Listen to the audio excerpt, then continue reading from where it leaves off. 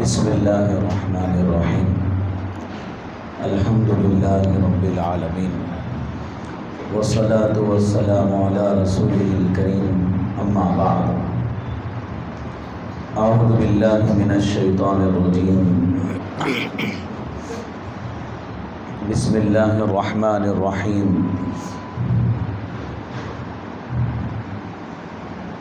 ورحمتی وسعت کل شیء وقال اللہ تبارک و تعالی ربنا وسعت كل شيء رحمة وعلما وقال اللہ تبارک و تعالی فقل ربكم ذو رحمة واسعة وقال اللہ تبارک و تعالی وربك الغفور ذو الرحمة وقال اللہ تبارک و تعالی وربك الغني ذو الرحمة وقال اللہ تبارک و تعالی كتب ربكم على نفسه الرحمة وقال اللہ تبارک و تعالی لا تقنطوا من رحمة اللہ قال النبی صلی اللہ علیہ وسلم قال اللہ تبارک و تعالی سبقت رحمتی غضبی او کما قال النبی صلی اللہ علیہ وسلم سبحان ربک رب العزت عما یصفون وسلام علی المرسلین والحمد للہ رب العالمین اللہم صلی علی سیدنا محمد وعلی آل سیدنا محمد وبارک وسلم اللہم صلی علی سیدنا محمد وعلى آل سيدنا محمد وبارك وسلم اللهم صل على سيدنا محمد وعلى آل سيدنا محمد وبارك وسلم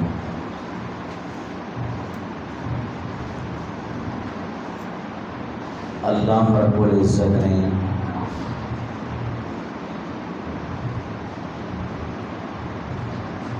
اپنی رحمت سے تمام بندوں کو رزق عطا فرماتے ہیں، اپنی رحمت ہی کے ذریعے تمام انسانوں اور مخلوقات کو پالتے ہیں۔ اللہ رب العزت دنیا کے اندر بھی انسانوں پر رحم فرمانے والے ہیں اور آخرت کے اندر بھی رحم فرمانے والے ہیں۔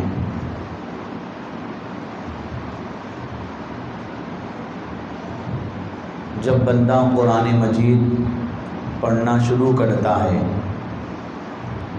تو سب سے پہلے اللہ کو جن صفات کے ساتھ یاد کرتا ہے، ان صفات میں اللہ کی رحمت کا تذکرہ ہے۔ بسم اللہ الرحمن الرحیم کہتا ہے، میں اللہ کے نام سے یہ قرآن پڑھنا شروع کرتا ہوں جو رحم فرمانے والے ہیں، مہربان ہیں، بہت زیادہ رحم فرمانے والے ہیں۔ اللہ تعالیٰ نے قرآن میں فرمایا ہے کہ آپ فرما دیجئے اے نبی صلی اللہ علیہ وسلم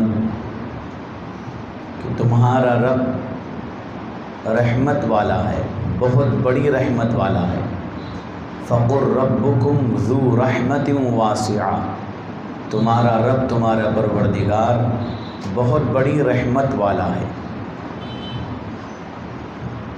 اللہ تعالیٰ نے ایک اور جگہ ارشاد فرمایا ہے پارہ 7 کے اندر، کتب ربکم علی نفسہ الرحمہ، اللہ تعالیٰ نے اپنی ذات پر، اپنے آپ پر رحمت کو لازم کر لیا ہے۔ رحمت کرنا، رحم کرنا، مہربانی کرنا، یہ اللہ رب العزت اپنے اوپر اس کو اللہ نے لازم کر لیا ہے، ضروری کر لیا ہے۔ اللہ ہر بندے پر رحم فرمائیں گے، ہر ایک کے ساتھ اللہ کی رحمت ہوگی۔ اللہ کی رحمت عام ہے۔ اللہ تعالیٰ نے ایک اور جگہ قرآن میں ارشاد فرمایا ہے، دعا سکھائی ہے، فرمایا دعا میں اللہ کی تعریف اس طرح کی جائے، ربنا، اے ہمارے پروردگار، وسعت کل شیء رحمتا، آپ کی رحمت ہر چیز کو گھیرے ہوئے ہے، آپ کی رحمت ہر ایک کے ساتھ ہے۔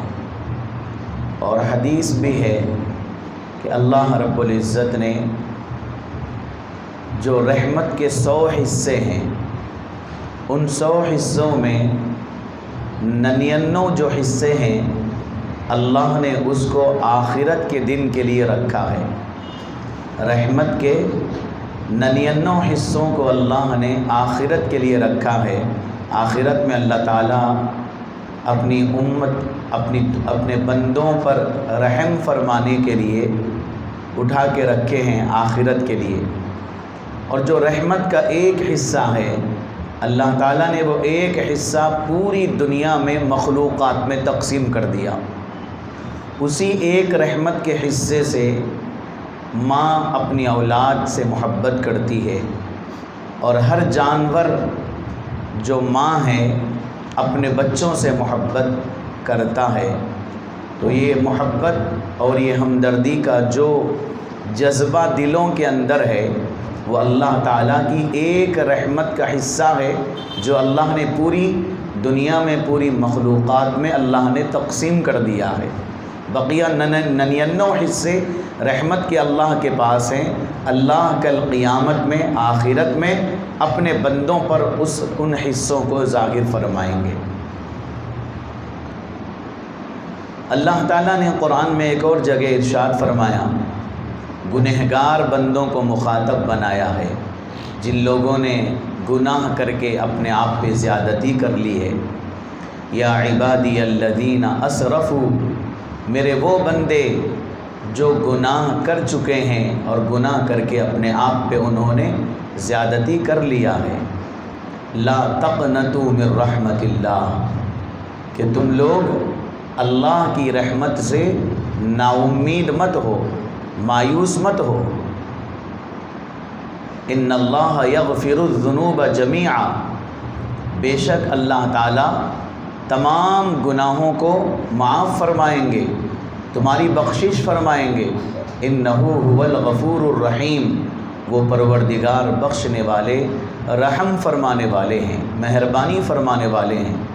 لہٰذا ایسے پروردگار کی رحمت سے ایمان والے کو مایوس نہیں ہونا چاہیے، ایمان والا مایوس نہ ہو۔ انہ لا ییأس من روح اللہ الا القوم الکافرون، جو کافر ہوتے ہیں، اللہ کا انکار کرنے والے ہوتے ہیں، وہ اللہ کی رحمت سے نا امید ہو جاتے ہیں، مایوس ہو جاتے ہیں، ان کو اللہ کے اوپر یقین نہیں ہوتا ہے، اللہ کی رحمت کے بارے میں ان کو معلوم نہیں ہوتا ہے، اس لیے وہ لوگ اللہ کی رحمت سے نا امید ہو جاتے ہیں۔ لیکن جو ایمان والے ہیں وہ اللہ کی رحمت سے نا امید نہیں ہوتے۔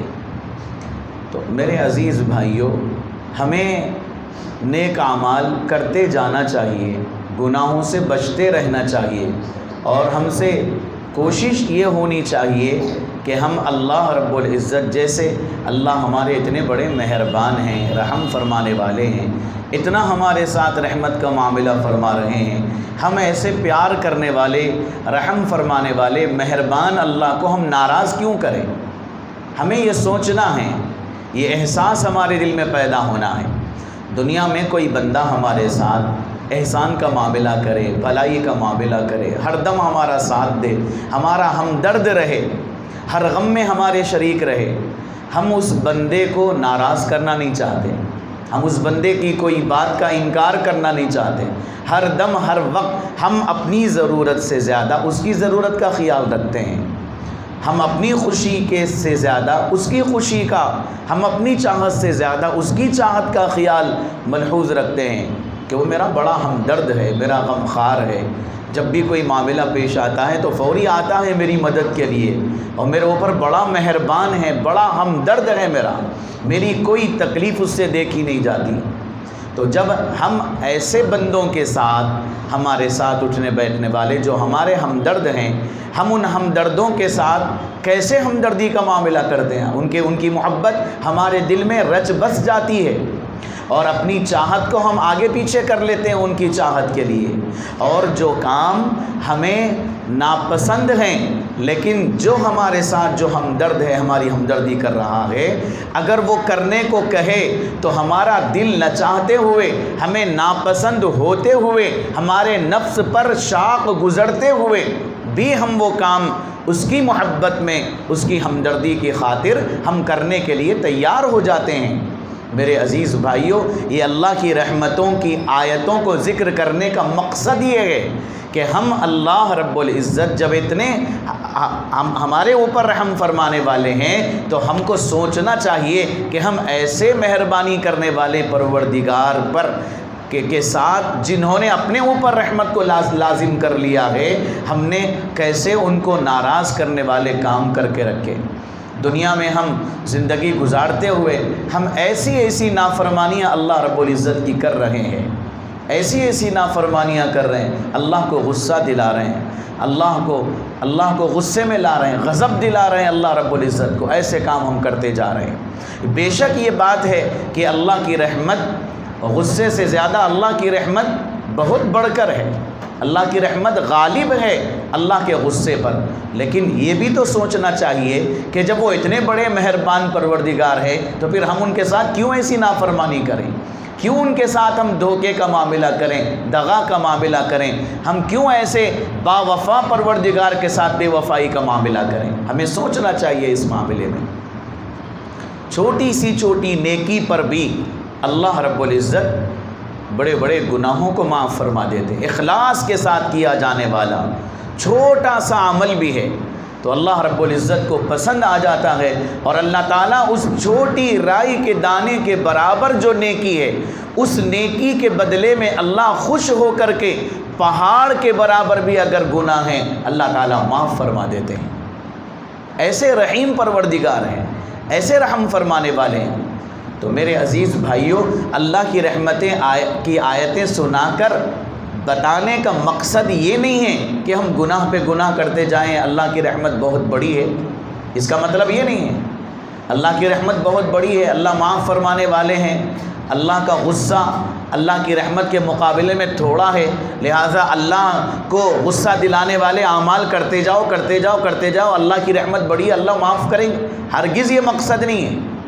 کسی بیان کرنے والے کا مقصد یہ نہیں ہوتا ہے کہ آپ گناہ پہ گناہ کرتے جاؤ، اللہ کی رحمت بہت بڑی ہے، اللہ معاف فرمانے والے، مطلب یہ نہیں ہوتا ہے بیان کرنے کا، مطلب احساس دلانا ہوتا ہے، یہ احساس دلوں میں جگانا ہوتا ہے کہ دیکھو جب پروردگار ایسی رحمت عام کر کے بیٹھے ہیں تو ایسے رحم کرنے والے پروردگار کو ہم ناراض کیوں کریں، ان کے ساتھ ہم ایسا معاملہ نافرمانی کا کیوں کریں۔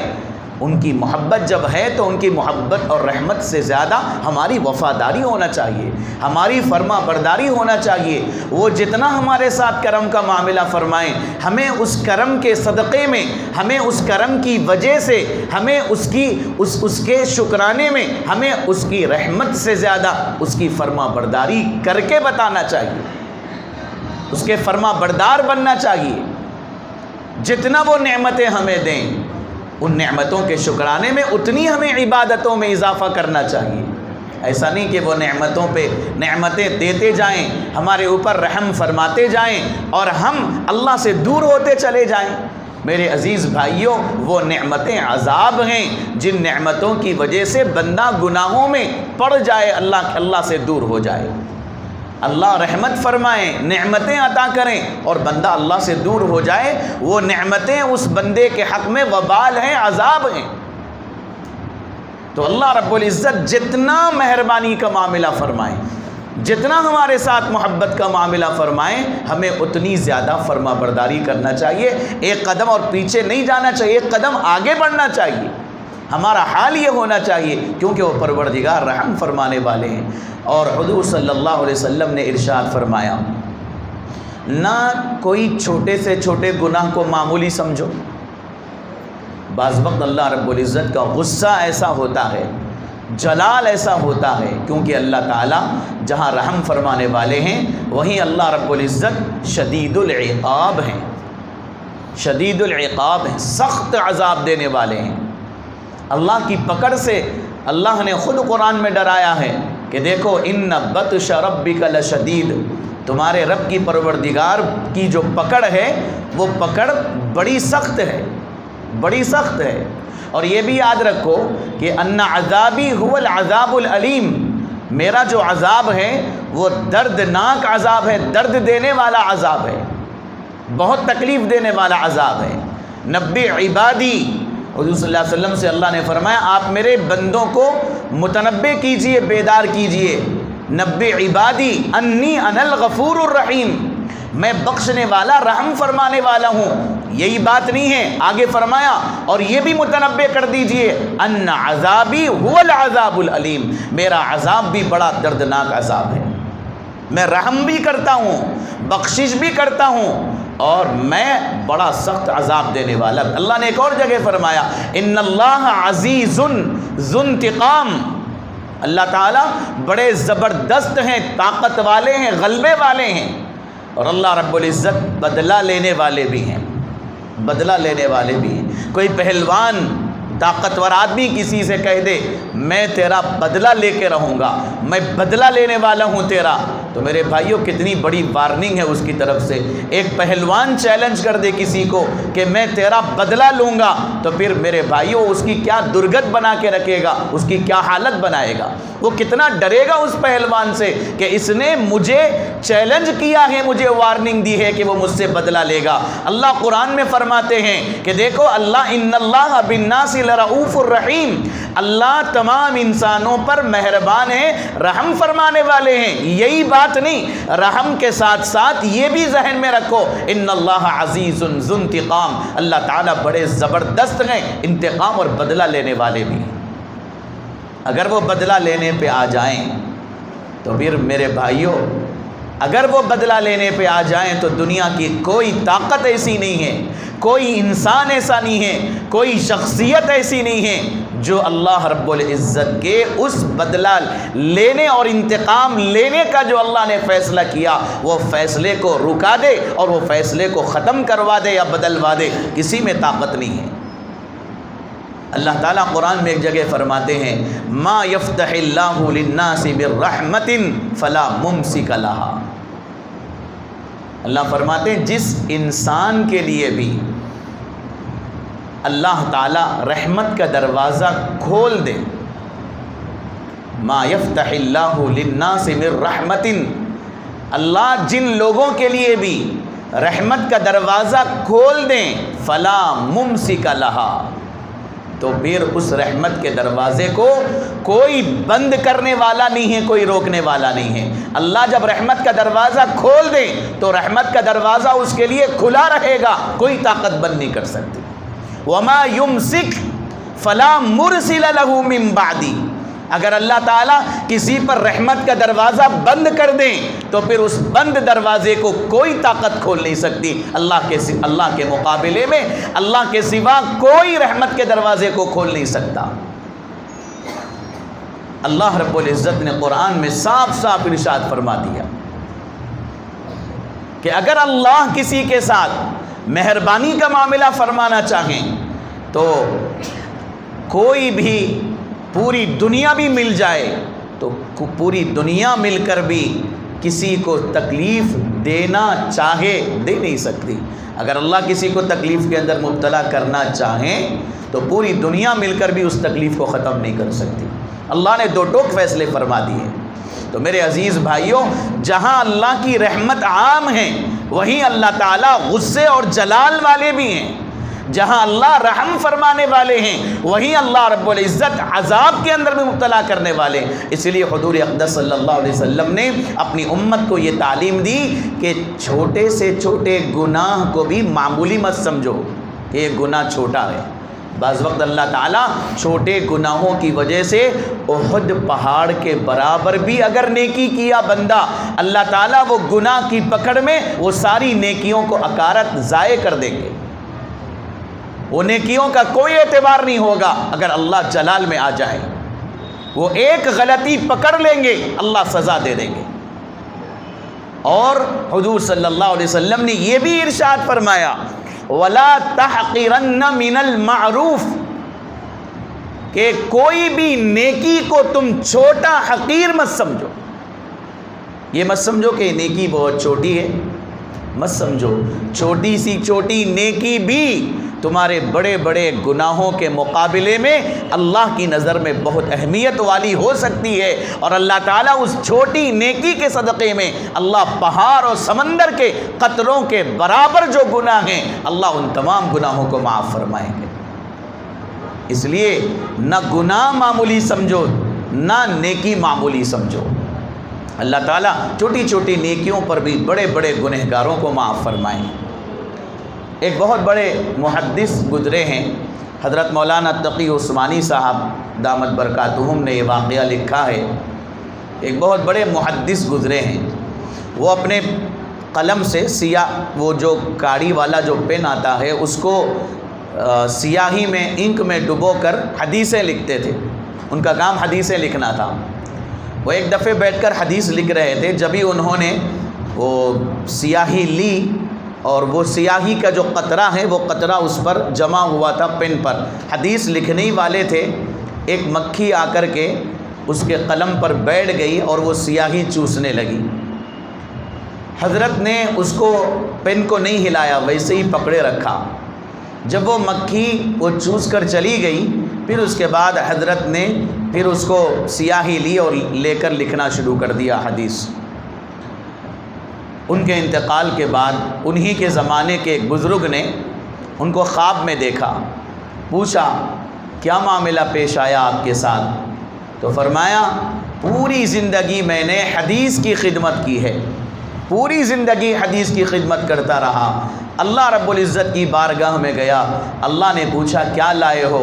میں نے کہا یا اللہ ایمان کی دولت اور یہ حدیث کی خدمت ہے۔ تو اللہ نے فرمایا مجھے وہ نیکیاں پسند نہیں آئی، مجھے بس تمہاری ایک چھوٹی نیکی وہ پسند آئی کہ تم نے میری ایک مخلوق مکھی اس کے ساتھ تم نے شفقت کا معاملہ کیا، یہ سوچ کر کہ وہ پیاسی ہے، چلو تھوڑی دیر میں اپنے قلم کو رکا لوں گا، ہلاؤں گا نہیں، وہ پی جائے گی وہ سیاہی کا قطرہ اور اس کی پیاس بجھ جائے گی، تم نے اس پر رحم کھایا ہے، لہٰذا اس وجہ سے میں نے تمہاری مغفرت فرما دی، تم یہ خوش گمان میں مت رہو کہ تمہاری حدیثوں کی بدولت میں نے تمہیں معاف فرما دیا، نہیں، اس چھوٹے سے عمل کے بدلے میں نے تمہاری مغفرت کر دی۔ ایک بہت بڑے وقت کے بزرگ ہیں، اللہ والے ہیں، وہ ایک دفعہ ایک آدمی کا جنازہ لایا گیا، اس کے جنازے کے ساتھ قبرستان گئے، جا کر کے انہوں نے مٹی ڈالی، 3 مرتبہ مٹی جو پہلے ڈالتے ہیں قبر کے اندر، تو پہلی مرتبہ ایک مٹھی مٹی لے کر کے پڑھنا ہے، یہ بولتے ہوئے ڈالنا ہے منہا خلقناکم، ہم اسی مٹی سے ہم نے تم کو پیدا کیا، اللہ فرماتے ہیں اسی مٹی سے ہم نے تم کو پیدا کیا، منہا خلقناکم۔ دوسری مرتبہ ایک مٹھی لینا ہے، پھر ڈالنا ہے قبر میں، وفیہا نعیدکم، ہم کو پھر اسی مٹی میں دوبارہ لوٹ کے جانا ہے، اسی سے پیدا ہوئے پھر اسی میں جانا ہے۔ پھر تیسری مرتبہ مٹی لینا ہے، یہ پڑھنا ہے وَمِنْهَا نُخْرِجُكُمْ تَارَةً أُخْرَى، پھر دوبارہ قیامت کے دن ہم کو اسی مٹی سے زندہ ہو کے نکلنا ہے۔ تو یہ 3 مرتبہ بولنا ہے، منہا خلقناکم وفیہا نعیدکم ومنہا نخرجکم تارۃ اخری، اسی مٹی سے ہم پیدا ہوئے، اسی میں مر کے جائیں گے، پھر دوبارہ زندہ ہو کے اسی مٹی سے نکلیں گے۔ یہ 3 مرتبہ وہ بول کر، وہ ایک عام آدمی کا جنازہ تھا، اس کے قبرستان گئے، قبر کے پاس مٹی ڈالے، واپس آئے، اور رات میں انہوں نے خواب میں دیکھا اللہ کی طرف سے آواز آ رہی ہے، اعلان ہو رہا ہے کہ آپ اتنے بڑے وقت کے ولی ہو، بزرگ ہو، آپ کو اپنی ولایت پہ ناز ہے، آپ کے اتنے سارے مرید ہیں، آپ حافظ قرآن ہیں، آپ حدیث کا علم رکھنے والے ہیں، آپ یہ سمجھ رہے ہیں کہ اللہ کو یہ ساری نیکیاں پسند آئیں، نہیں، آج جس جنازے میں تم گئے ہو اور تم نے اس ایک عام مسلمان کے قبر میں تم نے 3 مرتبہ جو آیتیں پڑھ کے مٹی ڈالی ہے، تمہارا یہ مٹی ڈالنے کا عمل مجھے پسند آیا، اسی عمل کی بدولت میں تمہاری مغفرت کر رہا ہوں۔ چھوٹی سی چھوٹی نیکی تو ہم معمولی نہ سمجھیں چھوٹی نیکی. حضرت بایزید بسطامی بہت بڑے بزرگ گزرے ہیں، بایزید بسطامی رحمۃ اللہ علیہ. ان کے انتقال کے بعد غالباً جنید بغدادی یا کوئی اور اللہ کے ولی ہیں، انہوں نے خواب میں دیکھا، پوچھا بایزید کیا حال ہے تمہارا؟ تو فرمایا بایزید بسطامی رحمۃ اللہ علیہ نے کہ اللہ رب العزت نے مجھ سے فرمایا بایزید کیا لائے ہو؟ میں نے سوچا جو بھی میں نے خدمت وغیرہ کی وہ تو کوئی حیثیت نہیں ہے، لہذا ان کو یاد ہے میرا ایمان ہے، یا اللہ میں ایمان لے کے آیا ہوں. تو اللہ رب العزت نے پوچھا کیا آپ کو یاد نہیں ہے وہ دودھ والی رات؟ دودھ والی جو رات ہے، رات میں جو دودھ کا جو قصہ ہوا وہ تمہیں یاد نہیں ہے؟ تم ایمان کی بات کرتے ہو، ایمان پیش کرتے ہو میرے سامنے، تمہیں وہ رات کا قصہ یاد نہیں ہے، دودھ والا قصہ؟ تو حضرت نے نگاہیں نیچی کی اور کہنے لگے اللہ سے یا اللہ اب میرے پاس ایمان بھی نہیں ہے، ایمان میں بھی شک ہے، اتنے بڑے اللہ کے ولی گزرے ہیں. تو دودھ والا قصہ کیا ہے؟ ایک دفعہ حضرت بایزید بسطامی رحمۃ اللہ علیہ کو رات میں پیٹ میں درد ہوا، تو پیٹ میں درد کی وجہ سے انہوں نے کہا میں سوتے وقت میں، آدھی رات کو درد ہوا تو انہوں نے کہا میں سوتے وقت میں دودھ پی کے سو گیا، وہ دودھ پی کر سونے کی وجہ سے میرے پیٹ میں درد ہو رہا ہے. حالانکہ پیٹ میں درد کرنا، پیٹ میں درد ہونا، یہ جو اثر ہوتا ہے یہ اثر چیز کی اور دودھ کی وجہ سے نہیں ہے، بلکہ اللہ کے حکم کی وجہ سے پیٹ میں درد ہوا ہے. حالانکہ ایک اور بندہ بھی رات میں سوتے وقت میں دودھ پی کے سو جاتا ہے لیکن اس کو اچھی خاصی نیند آتی ہے، کوئی پیٹ میں درد نہیں ہوتا. لیکن اس بندے کو پیٹ میں درد ہوا ہے تو وہ بھی دودھ پیا، یہ بھی دودھ پیا، دو بھی دودھ بالکل سیم وہی دودھ ہے، لیکن اس کو درد نہیں ہوا، آرام سے سو گیا، لیکن اس کو آدھی رات کو درد ہوا. تو حضرت بایزید بسطامی نے فرمایا میرے پیٹ میں درد دودھ کی وجہ سے ہوا. او بایزید تمہارا ایمان کہاں رہا؟ تم نے تو پیٹ میں درد کی تاثیر دودھ کی طرف منتقل کر دی. تم اگر یوں کہہ دیتے میرے پیٹ میں درد اللہ نے پیدا کر دیا، دودھ کے اندر اثر ڈال دیا، اگر تم ایسا کہتے تو تمہارا ایمان رہتا تھا. میرے عزیز بھائیو، صبح شام ہم کتنی باتیں ایسی زبان سے نہیں نکالتے ہیں جس سے ہمارا ایمان میں شک واقع ہو جاتا ہے. پتہ نہیں ہماری ان باتوں اور حرکتوں کی وجہ سے اللہ کی بارگاہ میں ہمارا ایمان بھی قبول ہو رہا ہے کہ نہیں ہو رہا. اتنے بڑے ولی کی پکڑ ایک معمولی سی بات پر ہو رہی ہے کہ انہوں نے یوں کہہ دیا کہ دودھ کی وجہ سے پیٹ میں درد. تو فرمایا اب میرے پاس کچھ نہیں رہا.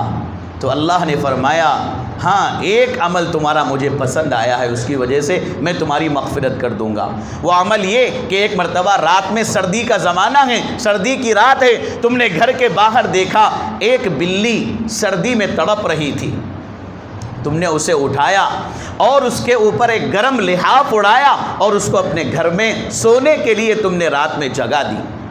تو میری وہ مخلوق پر تم نے ترس کھایا، تو اس ترس کی بنیاد پر میں تمہاری مغفرت کر رہا ہوں. اتنے بڑے بزرگ ہیں میرے عزیز بھائیوں.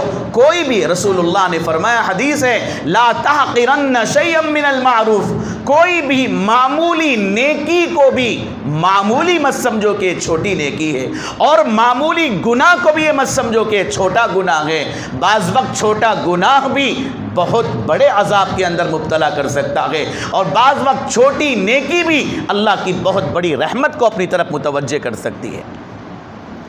میرے عزیز بھائیوں، اس سے پہلے بھی میں نے عرض کیا کہ اللہ کی رحمت کو بتانے کا ہرگز یہ مقصد نہیں ہوتا ہے کہ ہم نافرمانی پہ نافرمانی کرتے جائیں، بلکہ مقصد یہ ہوتا ہے کہ ہم اس مہربان پروردگار، اس مہربان اللہ کی رحمت اور مہربانی کی بنیاد پر اللہ رب العزت نے جو رحم فرمایا بندوں پر، اس کو یاد رکھ کر ہم اللہ کے ساتھ وفاداری کا معاملہ کریں.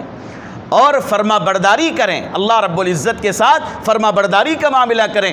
جتنی اللہ کی طرف سے نعمتیں ہمارے اوپر آئیں ہم اتنی زیادہ اللہ تعالیٰ کی فرما برداری کریں، جتنی نعمتیں ملیں اتنی نیکیوں میں ہمارے اضافہ ہونا چاہیے۔ یہ آج کے ہمارے بیان کا خلاصہ ہے، یہ عنوان ہے کہ اللہ کی رحمت بہت بڑی ہے، تو اس لیے اللہ کی رحمت بڑی ہے تو پھر ہم اللہ کی رحمت کے بڑے ہونے کے ساتھ ساتھ ہماری نیکیاں بھی زیادہ سے زیادہ ہونا چاہیے، اور ہمیں چھوٹے گناہ ہو یا چھوٹی نیکی ہو معمولی نہیں سمجھنا چاہیے۔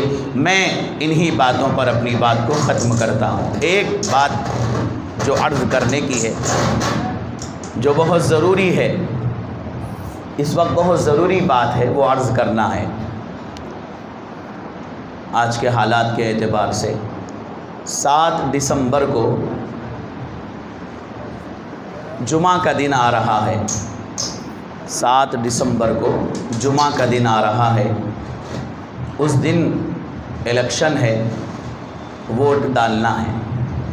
میرے بھائیوں، ووٹ کا اگر اردو میں ترجمہ کریں گے، ووٹ کو اگر اردو میں بولیں گے تو ووٹ کا اردو لفظ یہ بنتا ہے رائے دہی۔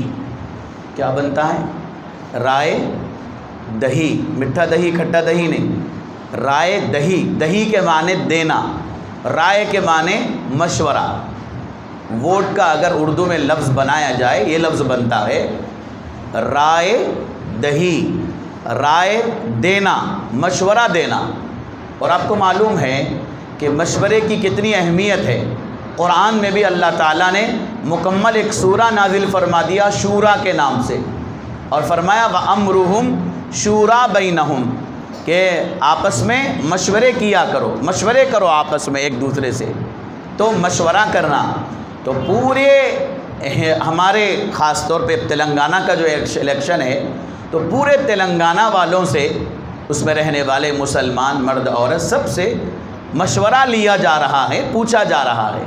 ایک رائے دینا ایسا ہوتا ہے، ایک مشورہ دینا ایسا ہوتا ہے کہ سب آپس میں ایک مجلس میں بیٹھ جاتے ہیں، پورے سب لوگ بیٹھ جاتے ہیں، بیٹھ کر کے سب سے پوچھتے ہیں بھائی مشورہ دو، کس کو ہمارا سی ایم بنانا ہے، کس کو ہمارا صدر بنانا ہے، کس کو بڑا بنانا ہے، مشورہ دو، آپ بولو آپ بولو آپ بولو آپ بولو۔ اب جتنی میجارٹی جس کی زیادہ ہے، جس کا نام زیادہ لیا جاتا ہے، وہ زیادہ ناموں کو دیکھ کر کے فیصلہ کرنے والا ایک فیصلہ کرتا ہے کہ زیادہ لوگوں کا یہ ادھر سے آ رہا ہے اور پھر ادھر سے کم لوگوں کا آ رہا ہے۔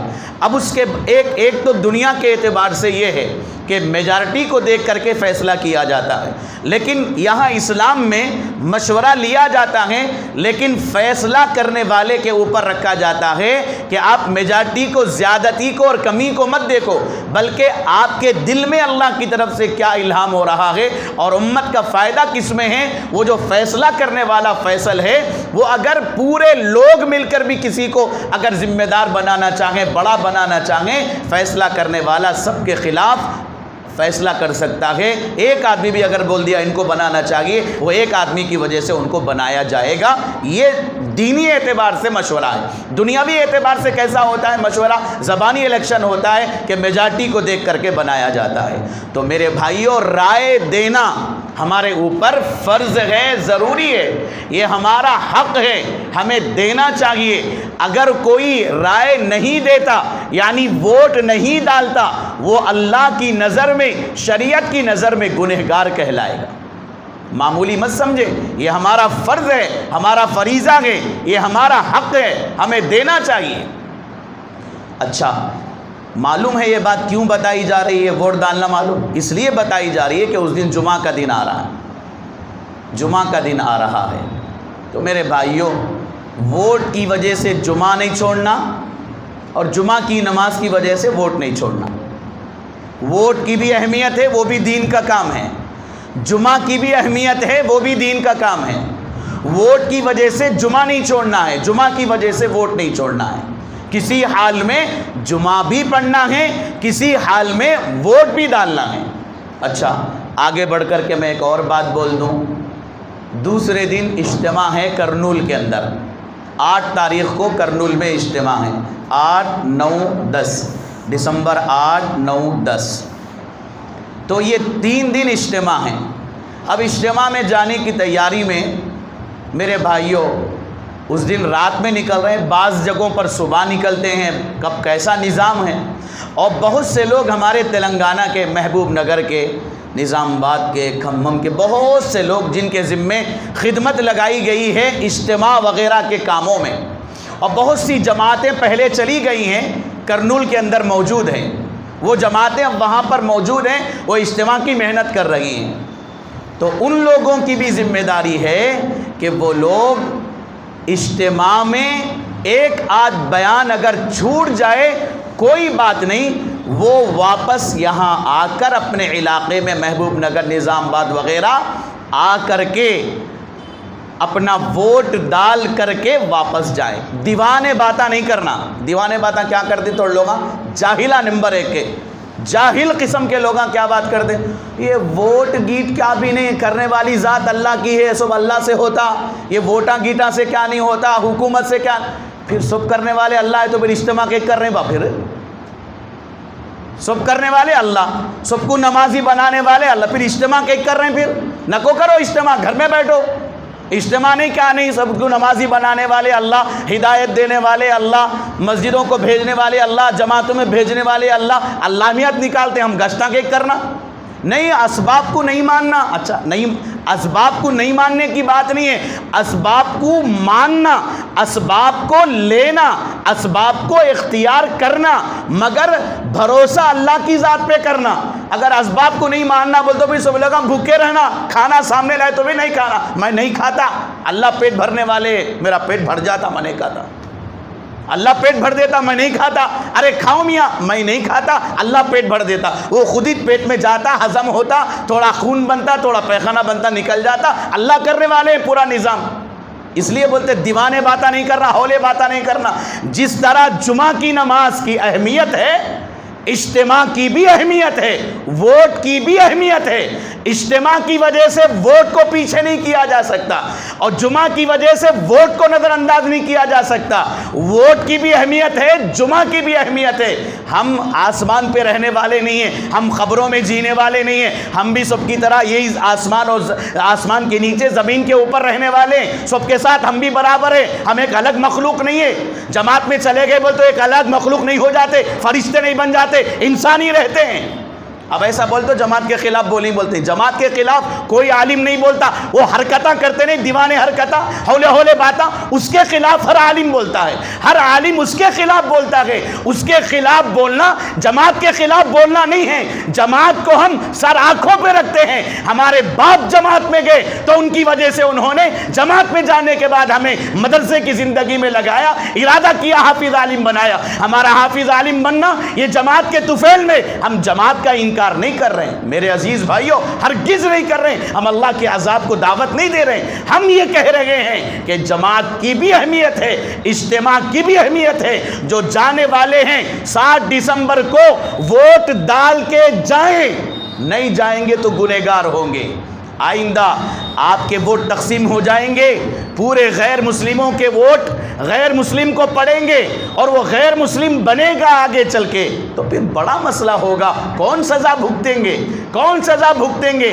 آج کتنی سزائیں ہمیں نہیں مل رہی ہیں، طلاق کے اوپر انگلی اٹھائی جا رہی ہے، مدرسوں پہ انگلی اٹھائی جا رہی ہے، علماء کو پوٹا کیس کے تحت ڈالا جا رہا ہے، کتنی رکاوٹیں پیدا کی جا رہی ہیں۔ میرے عزیز بھائیوں، ہمارے ملک کے اندر اور ایک الزام آج کل یہ بھی آ رہا ہے، میں نہیں لگا رہا ہوں الزام میں نہیں لگا رہا ہوں، آپ کو بتانا چاہتا ہوں، ایک الزام یہ آ رہا ہے کہ تلنگانہ میں 7 دسمبر کو الیکشن ہے، تو اس کے فوری بعد 3 دن اجتماع ہو سکتا ہے۔ الیکشن کی تاریخ اجتماع میں مشورے میں تاریخ طے ہونے کے بعد الیکشن کی تاریخ طے ہوئی ہوگی، یہ الگ مسئلہ ہے، میں الزام نہیں لگا رہا ہوں۔ لیکن آگے 2019 میں یو پی کے اندر جو پارلیمانی الیکشن ہونے والا ہے، وہ اہم الیکشن ہے ہمارے ہندوستان کا، یہ تو ہمارے اسٹیٹ کا ہے، لیکن 2019 میں جو الیکشن ہونے والا ہے وہ الیکشن یو پی کے اندر جو ہونے والا ہے، بڑے بڑے شہروں میں انہی تاریخوں میں اجتماع منعقد ہے۔